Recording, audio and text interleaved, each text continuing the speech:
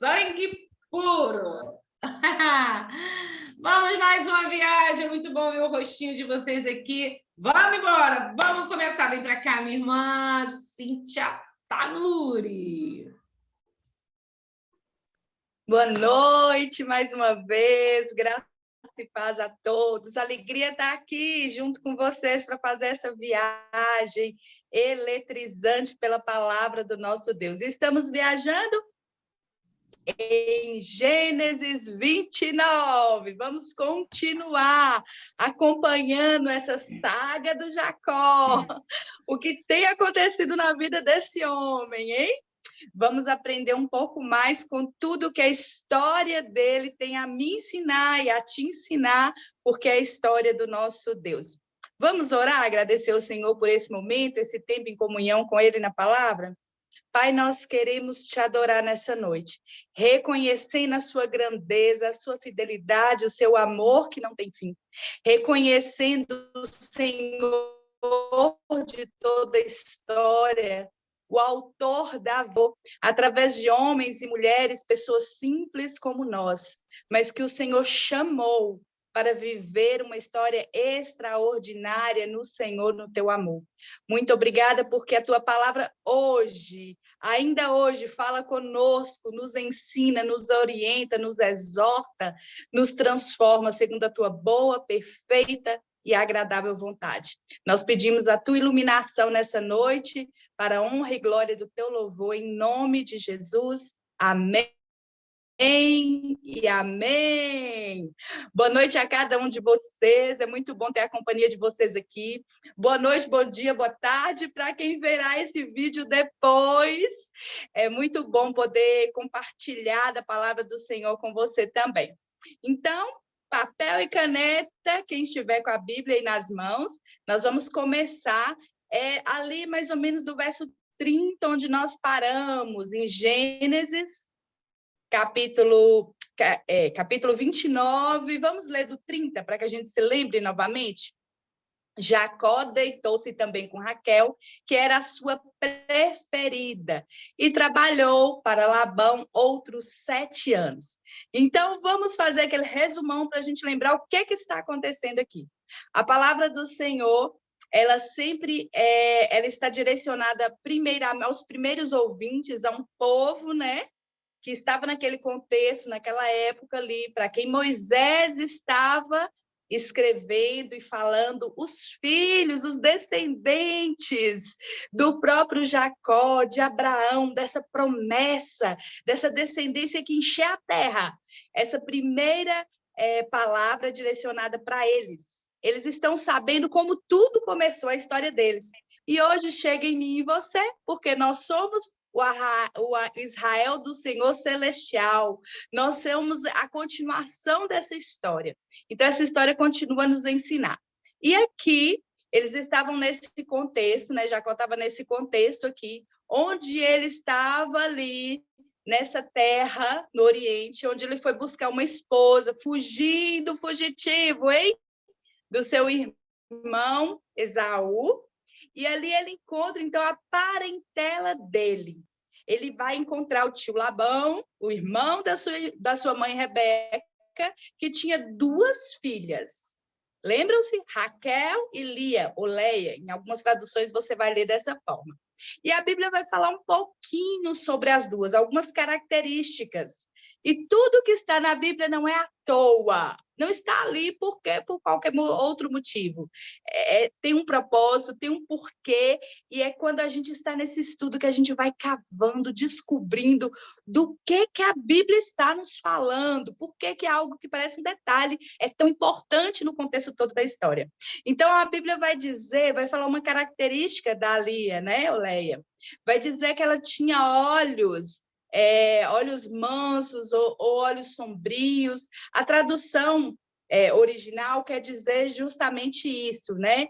Um olhar triste ou um olhar, alguns falam meigo, mas é esse olhar apagado, um pouco sem brilho, sem vida, talvez.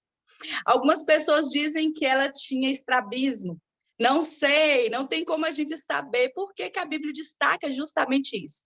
Mas quando a gente faz um paralelo com a característica que fala de Raquel, a gente percebe a diferença logo. Diz que Raquel era formosa de rosto e de corpo.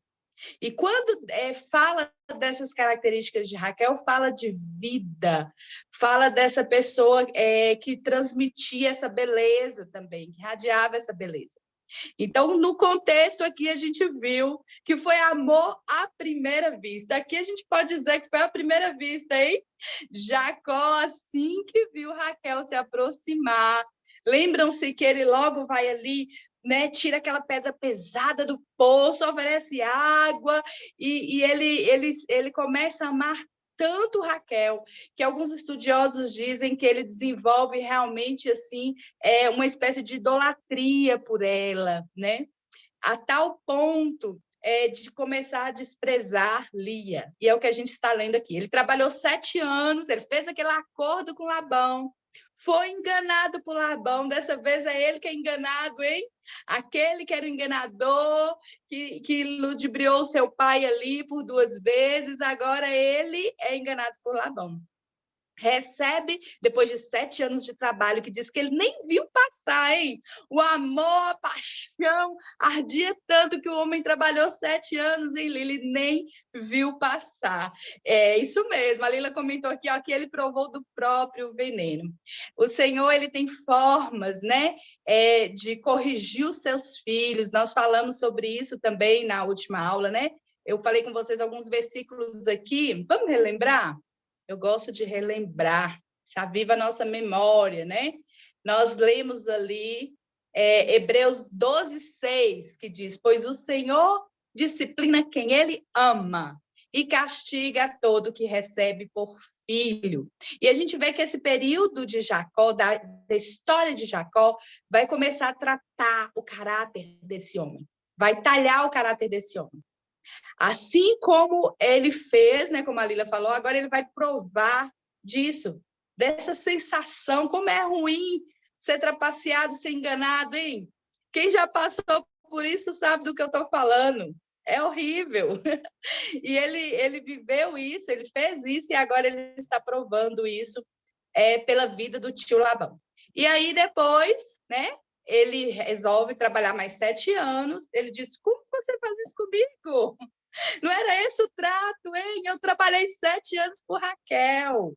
E aí o tio dele vai falar, olha, aqui o costume nosso é esse, a filha mais velha tem que casar, mas a gente sabe que, na verdade, Labão queria era o trabalho dele, né? Um homem experiente, forte, trabalhando ali para ele por mais 7 anos. E ele diz, tudo bem, mas se você quer também a caçula, a Raquel, 7 anos a gente resolve isso. E ele, então, aceita. Depois de 7 dias, que era o tempo que se cumpria ali as núpcias da noiva, ele também vai tomar Raquel por esposa. E a gente viu aqui que ele, então, depois de 7 dias, né, se deita com ela, recebe como esposa. Mulher cara, mulher cara mesmo, 14 anos, né, de trabalho. E ele, aqui o texto deixa bem claro, ela era a preferida dele. Quando, o verso 31 vai dizer, quando o Senhor viu que Lia era desprezada, concedeu filhos a ela. Raquel, porém, era estéril. Nós precisamos parar aqui um pouquinho. É interessante, muitas pessoas comentam algumas coisas, eu gosto de ouvir vários comentários, para que a gente possa analisar tudo. E algumas pessoas comentam o seguinte, por que Deus sempre se inclina, ou a gente percebe na palavra de Deus uma inclinação, né? Como ele favorece, geralmente, as pessoas improváveis, os que ninguém dava nada por eles, não tinha nenhum valor. E fica claro isso em vários textos da Bíblia. A própria palavra diz que o Senhor usa aqueles que não são para confundir os que são. E isso deixa uma característica de Deus evidente para a gente. Por quê? Porque quando a pessoa se acha demais, se sente demais, ela cai num pecado que é terrível, o pecado do orgulho. E onde entra o orgulho, não tem espaço para o poder de Deus operar, para a graça, para o favor de Deus se manifestar. Quando alguém se acha muito inteligente, muito bonito, muito capaz, ele não consegue dar lugar para o agir do Espírito Santo. Ele não consegue reconhecer a obra de Deus. E se ele não reconhece em si, como é que ele vai poder transbordar disso aos outros? Deixar que o Senhor conte na vida dele os feitos dele. Então, a gente vê nas impossibilidades como Deus age para que o nome dele seja glorificado. Se Abraão tivesse logo ali engravidado Sara, talvez ele não reconheceria que Isaque era o filho da promessa, como Deus tinha dito. Ele poderia dizer, foi algo natural que acontece quando um homem e uma mulher coabitam juntos. Na maioria das vezes, naturalmente, vão gerar um filho disso. Mas na impossibilidade do ventre estéril, o milagre acontece. E o nome do Senhor é glorificado. Quando Abraão disse, eu sou um homem rico, muito rico, riquíssimo, mas eu não posso fazer o ventre da minha mulher gerar. E tantas situações assim na nossa vida, né? Em que o dinheiro não vai comprar. Pode comprar, como disse já alguém, né? Um palácio, mas não um lar. Pode comprar o melhor colchão do mundo, hein? Mas não uma boa noite de sono. Tem coisas que o dinheiro jamais vai pagar. E em alguns momentos, na palavra do Senhor, né, na história de Salomão, um homem tão rico, de Davi, um homem tão rico, o Senhor provou para eles que antes de qualquer coisa, sabedoria, fama, poder, riqueza, se eles não tivessem a presença de Deus, eles nada seriam. Seriam como pó. A história deles talvez nem seria contada, ninguém saberia que passou nessa terra um homem chamado Salomão, se ele não tivesse andado com Deus. Um homem, um rei chamado Davi, se ele não tivesse andado com Deus. Então, a diferença na vida de um homem e de uma mulher, dessa história se tornar notável, é a caminhada, a jornada dela de fé com o Senhor. Tantas pessoas, né, passaram por essa terra, fizeram grandes coisas e foram esquecidas durante algum tempo. Se a gente perguntar, talvez ninguém nem se lembre mais muitos detalhes. Mas a palavra de Deus, as histórias contidas nessa palavra, depois de milênios, continuam vivas. Sabiam que é o livro mais lido no mundo até os dias de hoje? A palavra do Senhor próprio declara de si mesma: céu e terra vai passar, a palavra dele não passará. E aqui, voltando para a nossa história, empolguei, hein? Voltando para a nossa história, ele então está aqui diante dessa situação. E aqui diz no 31 que o Senhor viu. O Senhor olhou para Lia. O Senhor olhou para a dor, a angústia de uma mulher desprezada. Nós falamos aqui também na última quarta-feira que nunca foi projeto de Deus, plano de Deus a poligamia. Lembram-se quando nós citamos isso aqui? Nós citamos o versículo que está em Levítico 18, versículo 18, quando Deus faz uma lista ali, não tem relação sexual com vários tipos de relação sexual onde ele considera pecaminosa, e entre elas ele diz do casamento com duas irmãs para que elas não se tornem rivais. E no verso 30 de Levítico 18, ele vai dizer, não aprendam esses costumes errados com os antepassados, costumes, a tradução lá que se dá é nojento, repugnante. Então, o Senhor está dizendo, isso nunca foi plano meu. Mas o Senhor tolerou com misericórdia e paciência por muito tempo, como ele é Deus longânimo, essa prática, ainda que não sendo segundo a vontade do Senhor. E algumas pessoas dizem assim, elas argumentam que há base bíblica para uma vida, um casamento em poligamia. Que tem como a gente olhar para esses personagens e ver que Deus aprovou isso. E isso não é verdade. A gente vai ver esse padrão de Deus começando aqui no livro de Gênesis, lá no início, como eu falei, com Adão e Eva. E eu queria que vocês anotassem aí Mateus 19:6, quando a gente vai ouvir isso da própria boca de Jesus. Quando ali os fariseus, saduceus estão conversando com ele a respeito de casamento, a respeito de tudo isso, e falavam sobre algumas questões, como o divórcio, e Jesus vai responder no verso 6. Mateus 19:6, ele vai dizer: assim, eles já não são mais dois, mas sim uma só carne, portanto, o que Deus uniu não separe o homem. E ele vai dizer: não era assim desde o início. Vocês não leram o que foi escrito desde o início? Então, o Senhor está dizendo, ó, desde o princípio, era um homem e uma mulher. E eles serão os dois uma só carne. Não tinha dois, não tinha três, não tinha quatro nessa história. Era um homem para uma mulher para um homem. Gente, se um relacionamento conjugal a dois já dá tanto trabalho para cuidar, para regar, hein? Imagina com mais pessoas nesse relacionamento. Deus, ele não é Deus de confusão, ele é Deus de paz. E ele sabe, como ele diz, não é bom que o homem viva só. Mas muita gente também não dá certo. A gente viu que todas as histórias, todas as vezes que o homem teve mais de uma mulher, a gente viu isso em Gênesis 4, lá no versículo 19, Lameque, que era descendente de Caim, foi o primeiro a arrumar mais de uma mulher. Arrumou dor de cabeça para ele e para a humanidade, hein? Porque quem foi atrás de Lameque arrumou confusão também.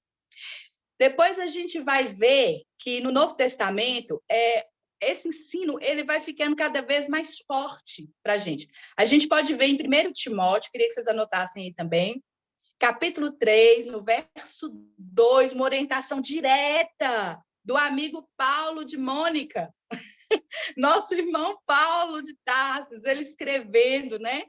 Uma das suas últimas cartas, ou talvez a última, né, vez que ele escreve uma carta, 1 Timóteo, 2 Timóteo, quando ele escreve essa carta chamada também como uma epístola pastoral, para o jovem Timóteo ali, que é começar essa jornada dele pastoral, e ele vai dizer no versículo 2 aí, de 1 Timóteo 3, versículo 2, quando ele fosse escolher um líder na igreja, um bispo, olha só o que Paulo vai dizer. A primeira coisa, é necessário que ele seja irrepreensível, marido de uma só mulher. Olha o primeiro requisito aí, hein, Zita Guimarães? Olha só, Mônica. O homem tem que ser marido de uma só mulher. Não deixa homem com mais de uma mulher entrar nessa história, não, porque isso não agrada ao coração de Deus, isso não provém do Senhor. Então, não há desculpa para até hoje pessoas ainda argumentarem, usando a vida de Jacó, a história de Jacó, de Abraão, ou de Davi, ou de Salomão, dizendo que Deus, né, autorizou isso na vida do homem, porque nós vemos que não foi assim. Quando Jesus, ele encarna no ventre de uma mulher, e ele vem inaugurando este novo mundo, porque tudo que a gente vê no Velho Testamento se torna sombra, como o autor da Carta dos Hebreus vai dizer, do que agora é estabelecido em Jesus.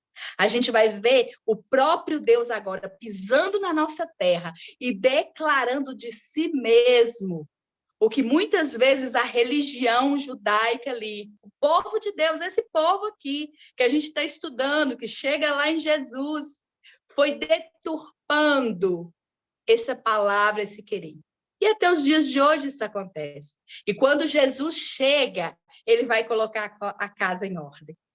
E é tão interessante que eles começam a acusar de Jesus de quebrar a lei. Opa, o que ele está fazendo? Que bagunça é essa que ele está fazendo com a lei? E Jesus vai declarar que ele não está quebrando, pelo contrário, ele veio para cumprir a lei. A lei se cumpre plenamente nele, só que agora dessa forma pura, limpa, como Deus quis e não como o homem foi ajeitando, dando os seus jeitinhos e fazendo ao seu bel prazer. A gente pode ver ali em Mateus 5, quem quiser anotar aí, do 38 ao 42, uma dessas conversas de Jesus com os religiosos daquela época, os filhos de Abraão, a descendência de Abraão, hein? E ele vai dizer, olha, vocês ouviram como foi dito. Antes era o quê? Olho por olho, dente por dente. Agora eu, porém, vos digo de outra forma. Se baterem na tua face direita, né? Entrega a esquerda também. Então, Jesus, ele começa uma revolução. A palavra do Senhor, lá em João 14, vai dizer que nós vimos a glória do Pai no Filho. O próprio Deus encarnado, e ele dizendo, eu não quero sacrifício, eu quero amor, eu quero misericórdia. E aqui ele vai ensinar um novo caminhar. Em Hebreus 13, 14, quem quiser anotar aí também, vai estar dizendo lá sobre o casamento, que ele deve ser honrado por todos, que o leito conjugal deve se manter puro, pois Deus julgará os imorais e os adúlteros.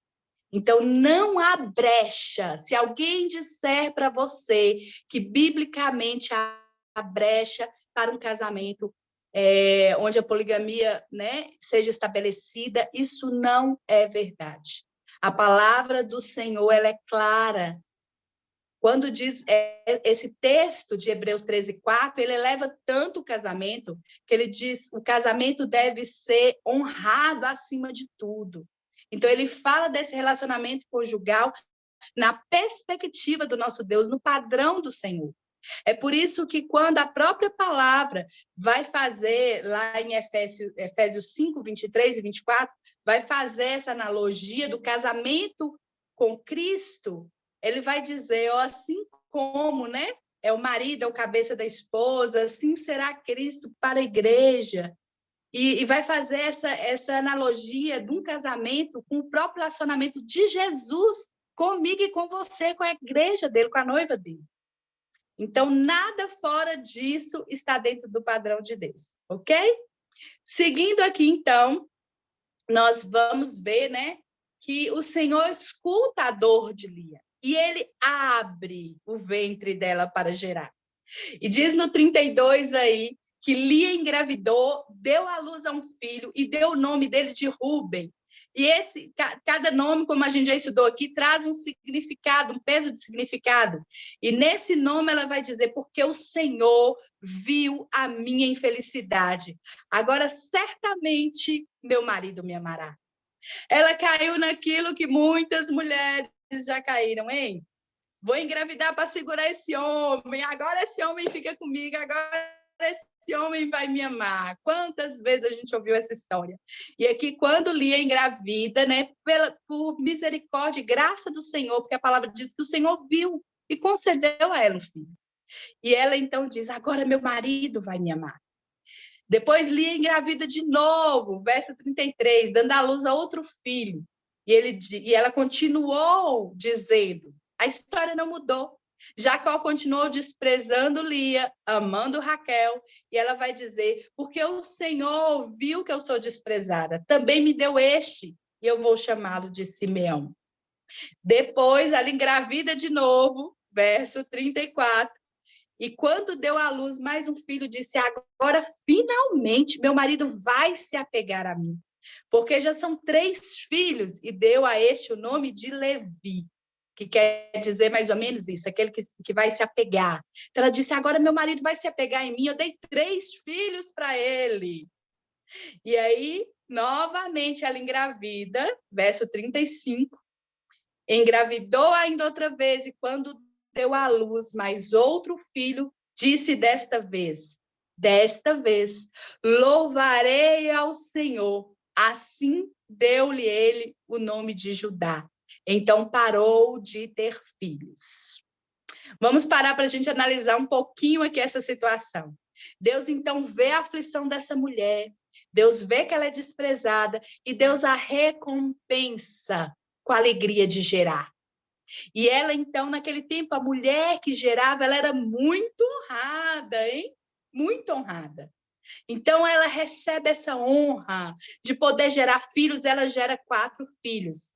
E a gente vê que nos 2 primeiros ela está com o olhar totalmente, até o terceiro, aliás, totalmente voltado para o esposo.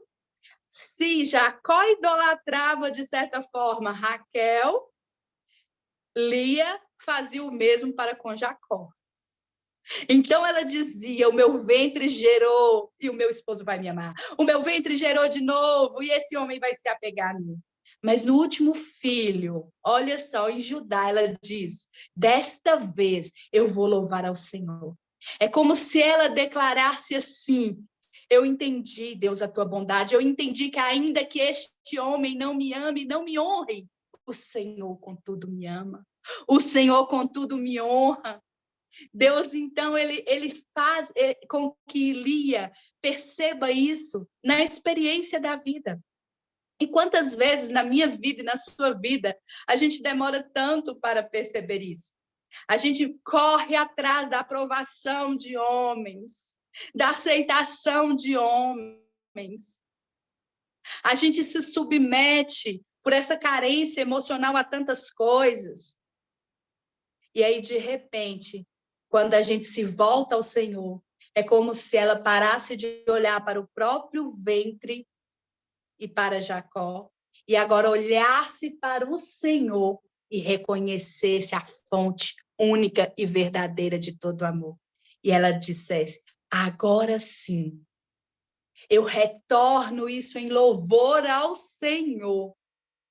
E isso acalmou o coração dela durante um tempo. A gente vai ver, né, que ela vai voltar a sentir de novo algumas questões emocionais, mas aqui nesse momento ela tem essa experiência de reconhecer o amor do Senhor. E eu sei que muitas pessoas passam por isso. Muitas vezes na nossa vida, na minha, talvez na sua, de quem está nos assistindo, se você quer que essa mensagem chegue a outras pessoas, então compartilha com outras pessoas. Porque quantas vezes nós somos a Lia? Quantas vezes e quantas pessoas mundo afora estão como a Lia? Correndo atrás do reconhecimento humano, do amor humano, quando há um amor totalmente disponível para nós. Esse amor generoso, abundante, que reconhece graça em nós. Ainda que não haja nada em nós para que mereçamos, ele se derrama dessa forma na nossa vida.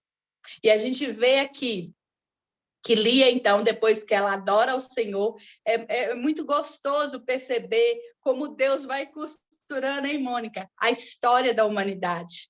No meio de tanto tropeço, de tanta mazela, tem hora que a gente fala assim, podia pular essa parte, hein? Que coisa feia essa parte aqui na Bíblia. Não! O Senhor deixa escancarado o meu pecado, o seu pecado. O povo dele, gente que errava, gente que pensava mal, gente que sentia ciúmes, que brigava. E a gente vê em tudo isso o Senhor costurando os propósitos dele perfeito. Sabe, hoje, durante todo o dia, o Senhor fez uma frase martelar na minha mente, eu quero dividir com você. Ele usa homens e mulheres imperfeitos para cumprir os seus planos perfeitos. Uau! Os planos perfeitos do Senhor sempre se cumprem fielmente. E eles passam por vidas de pessoas, de homens e mulheres imperfeitos, como eu e você. A minha imperfeição, a sua imperfeição, não impede os planos perfeitos do Senhor de se cumprirem. Isso é maravilhoso, porque se dependesse de nós, já tinha tudo caído por terra. Olha a bagunça que está a vida do patriarca, gente. E ainda vai piorar, hein? Ele ainda vai ter filho com 2 outras mulheres. Deixa eu já te contar. Vai ficar pior a situação. Mas ele vai ser citado na história por toda a história. E o Senhor vai dizer, eu sou o Deus de Jacó. Pensa, olha para você. Eu olho para mim e digo, como esse Deus pode me dizer, é o meu filho, este é o próprio amor, dizendo, não importa quem você é, Importa quem eu sou. E eu sou o seu Deus de amor, que te aceito, que te recebo, que te cubro, que te visto de graça e de misericórdia. História de Jacó e sua família. E aqui a gente pode perceber algo tremendo. Deu uma parada aí, Mônica? Paralisou? Ou só eu que achei que paralisou, tá bom? A gente pode ver algo tremendo aqui, gente. Muito interessante. Os 2 últimos filhos de Lia, marca esse nome aí, Levi e Judá. De Levi vai sair a tribo dos sacerdotes de toda a história do povo de Deus. E de Judá vai sair a linhagem do rei Davi, por onde virá Jesus, o Cristo. Quando a gente lê lá em Mateus, capítulo 1, no primeiro verso, a gente vai ler que Abraão gerou Isaac, que Isaac gerou Jacó, que Jacó gerou Judá. Quem entra na linhagem santa, sacerdotal de Jesus é Judá. Esse último filho que Lia levanta, ergue como um tributo ao Senhor, dizendo: agora eu adorarei ao Senhor, porque ele foi bom comigo e ele me deu mais esse filho.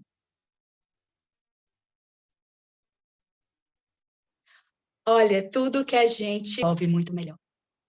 Aquela criança que ela não disse mais, é para que meu marido me ame, é para que ele se apegue a mim, agora vai dar certo, vai dar bom, hein? Ela não diz isso no último filho, no 4º filho que ela teve, que ela vai ter mais também. Essa história ainda só está começando. Mas naquele 4º filho, ela diz, não, esse é um tributo de louvor ao Senhor. E o Senhor devolve esse tributo de louvor a ela. Ele vai entrar na genealogia direta minha, do próprio Deus, do Cristo encarnado em homem nessa terra. Ele estará lá listado, o nome dele está lá constando na genealogia de Jesus direta. Uau! Sabe, Raquel era amada, mas não tinha filhos ainda. Lia era desprezada, mas foi honrada com os filhos.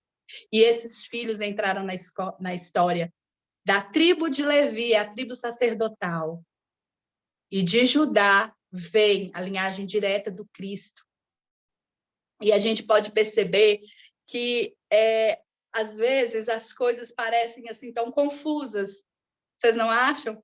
Tem algumas histórias que passam por tanto labirinto, tanta coisa que parece tão difícil de terminar bem, né, de alguma forma, porque é tanto tropeço, é tanta mazela.